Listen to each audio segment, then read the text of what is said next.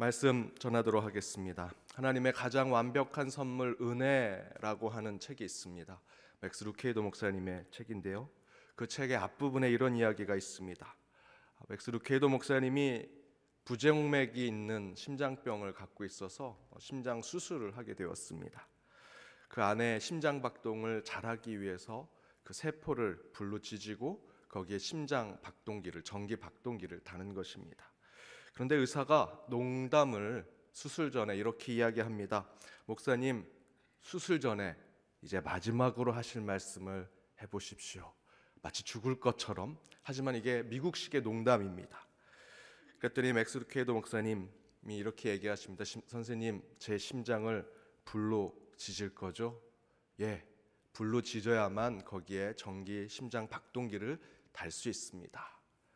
그러자 맥스 루케이도 목사님이 이렇게 얘기하십니다.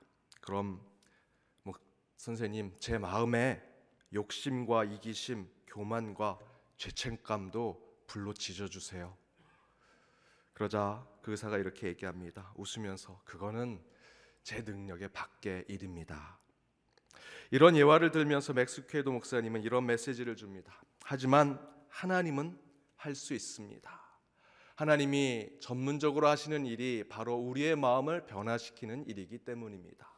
물론 마음의 변화가 하루아침에 가능한 것이라고 여기는 것은 잘못입니다. 하지만 마음의 변화가 하루아침에 불가능한 것이라고 생각하는 것 또한 잘못된 생각입니다. 이렇게 얘기하면서 디도서 2장 11절의 말씀, 모든 사람에게 구원을 주시는 하나님의 은혜가 나타난다라는 말씀을 인용하고는 이렇게 말씀하십니다. 따라서 당신에게 은혜가 밀려오는 것은 시간의 문제입니다. 여러분, 은혜는 우리의 노력과 수고, 저와 여러분이 무엇인 것을 한 것으로 할 수 있는 것이 아닙니다. 하나님이 베푸시고 허락하시고 내어주시고 부어주시는 것이 은혜다라는 것이죠. 하나님의 은혜는 내 의지와 내 성품, 내 모습, 내가 가지고 있는 소유, 내가 겉으로 보여지는 그 외모와 상관없이 하늘에서 밀려오고 내려오는 것이 은혜라는 것이지, 내가 가지고 있는 의지와 행위와 공로, 그것으로 어떤 대가를 받는 것이 은혜가 아니다라는 것입니다. 여러분, 본당 뒤에 스테인 글라스를 보시면 중간에 책이 있습니다. 늘 보던 것인데 저는 이것을 볼 때마다 이것을 만드신 분이 말씀의 본질을 잘 알고 계시는구나. 책에 가장 먼저 쓰여져 있는 것이 무엇입니까? 우리가 생각할 때는 믿음, 소망, 사랑 이렇게 쓰여져 있는데 그렇지 않고 가장 먼저 은혜, 믿음, 사랑, 소망 이렇게 쓰여져 있습니다. 말씀의 취지가 잘 스며든 표현입니다. 은혜 없이 사랑 없지요. 하나님께 은혜를 받아야만, 하나님께 사랑을 받아야만 우리가 사랑을 베풀 수 있습니다. 은혜 없이 믿음도 없습니다. 하나님께 은혜를 받아야만 우리 안에 믿음이 세워지는 것입니다. 은혜 없이 소망도 없습니다. 믿음은 아주 조금의 인간의 의지와 노력으로 나타날 수 있다고 우리는 생각할 수 있습니다. 실제로 믿음도 전적인 하나님의 선물이지만 때로는 우리가 이렇게 표현하지요. 나는 하나님을 믿습니다 라고 때로는 그 믿음의 주체가 내가 될 때가 있습니다. 하지만 우리가 하나님을 믿습니다라는 고백 이전에 우리는 엄청난 하나님의 은혜를 체험한 후에 그 믿음을 고백할 수 있다라는 것입니다. 소망도 사랑도 같습니다. 하나님의 그 엄청난, 그 무한한 놀라운 은혜를 체험한 이후에 하나님의 비전과 하나님의 꿈을 꾸게 됩니다. 그 은혜 이후에 우리는 사랑을 경험하게 되는 것이죠.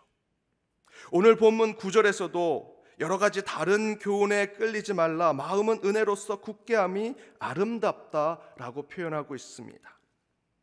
어떤 교훈이든 9절 하반절에서 보면 제사를 드릴 때 준비하는 율법에 맞춰진 음식이든 어떤 것도 우리 믿는 자에게는 유익이 되지 못한다라는 것입니다.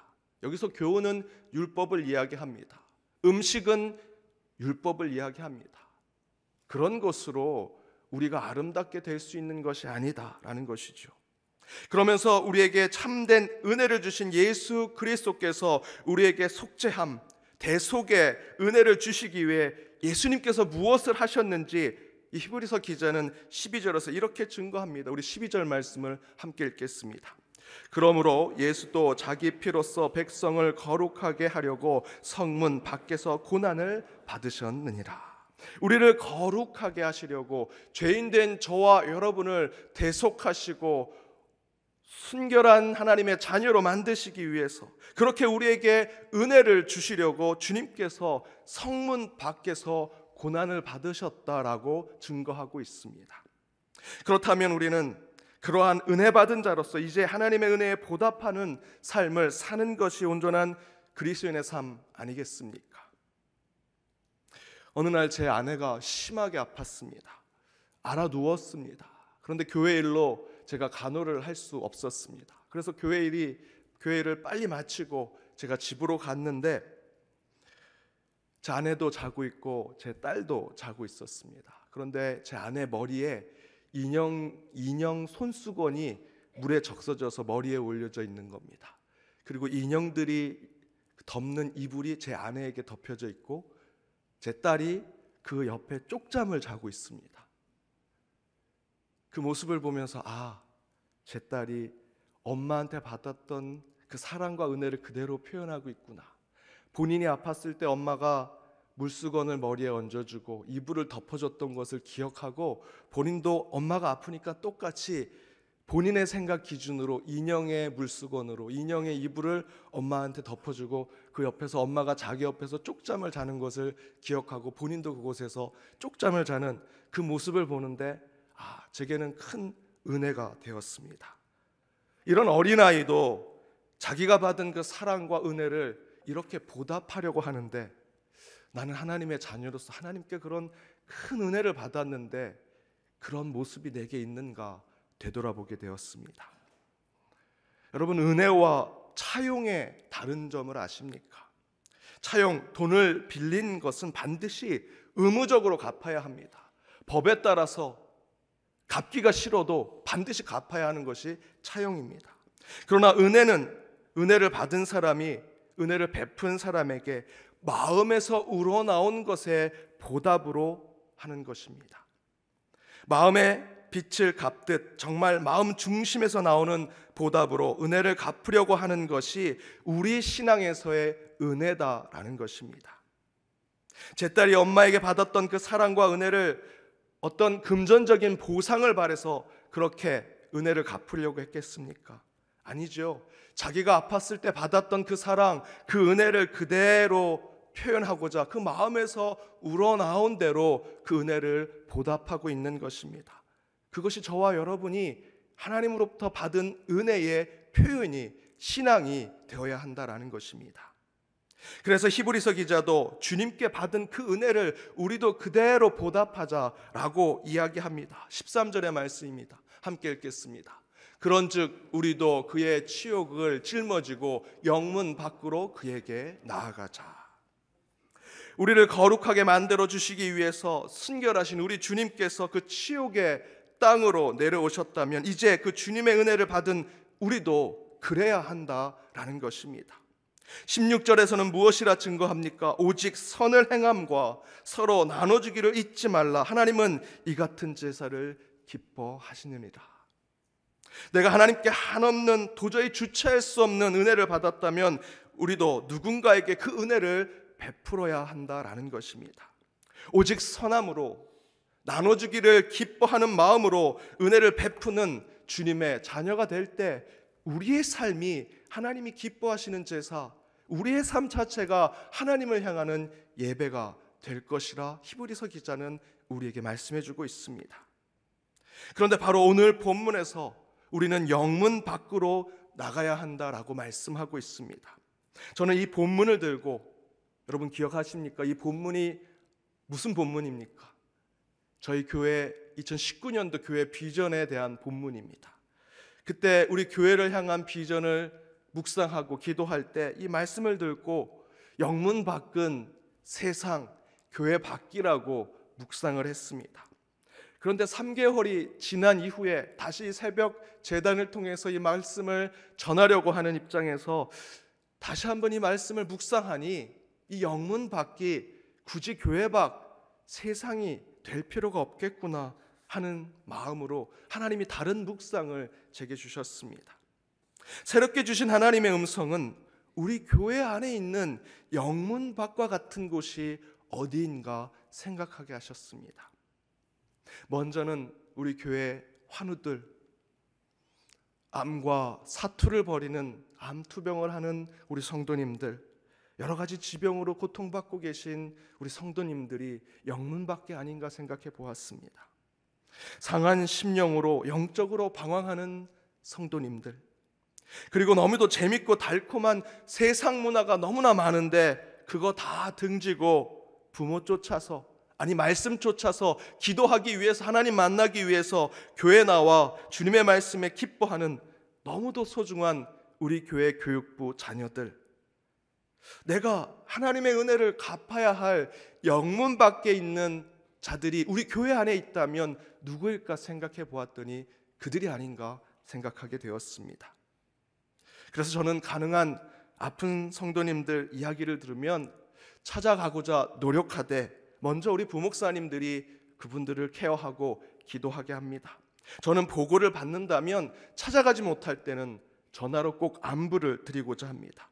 또 교회에서 뵈면 인사하고 기도할 수 있다면 기도해 드리고자 노력합니다. 어찌 보면 목회자가 당연히 해야 한 일인데 그 일 가운데 하나님의 은혜를 체험하게 됩니다.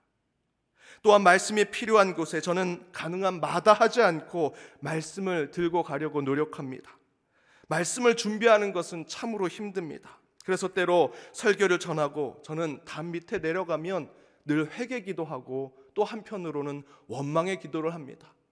하나님, 이렇게 못난 자를, 말도 잘 못하는데 늘 이 자리에 서면 막 바르르 떠는 마음으로 말씀을 전할 수밖에 없는 이 부족한 자를 왜 설교단에 세우셔서 우리 성도님들 힘들게 하십니까? 그렇게 제가 기도하면 하나님께서 항상 이런 마음으로 제게 음성을 주십니다. 쓸데없는 생각 말고 너는 말씀을 전하기만 해라. 은혜는 내가 주겠다. 그래서 저는 어떻게든 말씀이 필요한 곳이 있다면, 제 몸과 시간이 허락한다면 가장 충실하게 말씀을 준비해서 그곳에서 하나님의 그 말씀을 전하고자 노력하고 있습니다. 또한 우리 자녀들을 위해 저는 제가 먼저 평신도 때 받았던 그 사랑과 은혜를 그대로 우리 자녀들에게 갖고 싶어서 늘 매일 아침 새벽에 일어날 때마다 새벽 제단에 저는 우리 연동교회 교육부를 위해서 먼저 기도하고 먼저 주님께 아뢰입니다. 우리 교육부의 자녀들, 우리 청년들, 젊은 세대들, 주님, 그들에게 내가 받았던 사랑, 그 은혜를 베풀게 하여 주옵소서. 우리 교회 어르신들이 우리 자녀들을 위해 더욱더 기도하고 중보하게 해주십시오 라고 기도합니다. 제가 처음 교육부 순회하면서 중등부 자녀들에게는 피자를 사주겠다고 했습니다. 그리고 고등부에 올라가서는 제가 고등부로 올라가면서 너무 크게 쐈구나 생각해서 고등부에선 제가 호떡을 사주기로 했습니다. 소문이 다 나서 어떻게 목사님 차별할 수 있냐고 아이들이 얘기합니다. 둘 다 피자 사줄 생각입니다. 그런데 오후에 중등부 우리 아이들을 만났습니다. 그 아이들이 저를 만나자마자 목사님 피자 사주신다 그랬는데 저 피자 사주세요 라고 얘기해서 제가 너무 그날 바빠서 그래 나중에 사줄게 라고 했는데 소문이 다 났습니다. 목사님이 거짓말했다고, 피자 사주기로 했는데 안 사준다고. 그래서 지금 마음의 짐이 굉장히 무겁습니다. 그래서 제가 중등부 목사님을 뵐 때마다 빨리 피자 사줄 기회를 달라고, 너무나 그 기회가 온다면 제겐 기쁠 것 같습니다. 지난 주일에는 우리 남자 청년들과 주일 오후 예배가 끝나고 풋살 축구장에 가서 축구를 했습니다. 예배 끝나고 자장면 한 그릇씩 다 먹고 소화도 안 됐는데 가가지고 2시간 동안 계속 뛰었습니다. 축구를 하면 다리가 아프고 이 몸이 아파야 되는데 그날은 배가 아팠습니다. 자장면 먹자마자 뛰니까 안 되는 몸으로 오랜만에 축구를 하려고 하니 많이 힘들었습니다. 첫 게임을 교육자들과 우리 청년들이 했습니다. 8대2로 저희가 졌습니다. 그래도 좋았습니다. 8대2가 아니라 10대0으로 저도 우리 청년들과 주일 오후에 같이 축구하고 몸을 부딪히며 함께 운동할 수 있는 것이 참으로 감사하고 기뻤습니다. 그런데 특별히 더 좋았던 건 우리 청년들이 너무나 좋아한 것이 더 기뻤습니다. 마지막엔 한 청년이 너무 뛰어서 쥐가 나가지고 저희들이 이렇게 들것에 실고 나갔습니다. 걱정해야 되는데 저는 계속 웃음이 나왔습니다. 야, 저 청년이 쥐가 날도록 같이 뛰어줬구나. 이렇게 해야 되는데 라는 생각이 들었습니다. 혹시 한 주간 우리 목사님들 보신 분들, 성도님 이렇게 목사님들이 걷는 게 좀 이상하지 않으셨습니까? 축구하느냐고 다리도 다치고 몸도 피곤해서 다들 다크서클이 밑에까지 올라왔는데도 한 주 사역 또 열심히 하는 우리 목사님들의 모습을 또한 보았습니다. 저희가 왜 그렇게 되지도 않는 몸을 가지고 청년들과 함께 운동을 하고 그 삶을 나누려고 할까? 저희도요, 청년 시절에, 평신도 시절에 선배 목회자를 통해서, 선배 교육자들을 통해서 그런 사랑과 은혜를 받았기 때문입니다. 저도 평신도 청년 시절에 저희가 운동하러 간다 하면 그 나이 많은 청년부 목사님이 그래 같이 하자, 안 오셨으면 좋겠는데, 하지만 같이 하시는 것에 항상 기뻤습니다. 그때 받았던 사랑과 은혜를 이제 제가 목회자가 되어서 우리 청년들과 젊은 세대와 함께 나누려고 하니 제 마음의 기쁨과 감사가 차고 넘칩니다. 여러분, 우리가 그런 은혜의 강물을 흘려내보내는 것이 당연한 것 아니겠습니까? 하나님께 받은 값없는 은혜, 값없이 우리 교회 안에 있는 영문밖에라고 생각한 환우들과 어르신들, 그리고 우리 어린 자녀들에게 그 은혜를 베푸는 것이 당연한 것 아니겠습니까? 사랑하는 여러분, 여러분 모두는 은혜 받은 자들입니다. 그렇다면 이제 그 은혜를 나누셔야 합니다. 오늘 본문의 말씀대로 우리 주님이 성문 밖에서 우리를 거룩하게 하셨다면 이제 우리도 영문 밖으로 나가 그 주님의 은혜를 보답하는 삶을 사는 것이 우리의 신앙이라고 저는 믿습니다. 여러분, 멀리서 찾지 마십시오. 먼저 우리 연동의 공동체 안에서 영문 밖을 찾읍시다. 환우들, 어르신들, 영적으로 방황하는 심령들, 그리고 어린 자녀들과 교육부, 청년들, 젊은 세대들, 그들에게 더 많은 관심과 사랑과 내가 받은 은혜를 그들에게 먼저 베풀고자 하는 우리 연동의 권속들이 되시기를 바랍니다. 그때 우리 연동교회가 하나님의 나라를 온전히 세우는 출발점이 되리라 믿습니다. 오직 은혜가 가득한 우리 연동교회가 되기를 주님의 이름으로 축복합니다. 함께 기도하겠습니다.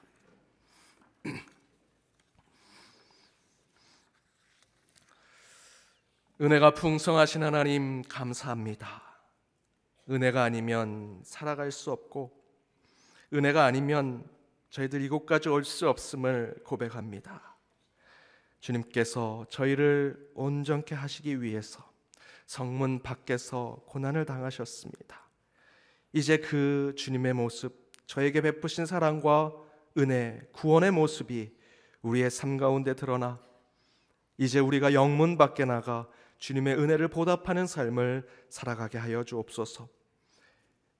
은혜 아니면 살아갈 수 없으며 은혜 아니면 이곳까지 없음을 고백하여 더욱더 주님이 원하시는 곳으로 나아가게 하시고, 특별히 우리 연동의 공동체 안에 상한 심령으로 아픈 몸으로 또한 우리 어르신들과 어린 자녀들을 영문 밖으로 생각해 그곳에 하나님의 은혜의 강물을 흘러넘치게 하는 저희들의 삶이 되게 하시고, 이를 통해 우리 연동의 공동체가 더욱더 주님이 원하시는 하나님의 나라로 세워지게 하여 주옵소서.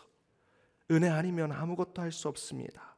우리의 삶이, 우리의 가정이, 우리의 교회가 은혜만을 고백하는 곳이 되게 하여 주옵소서.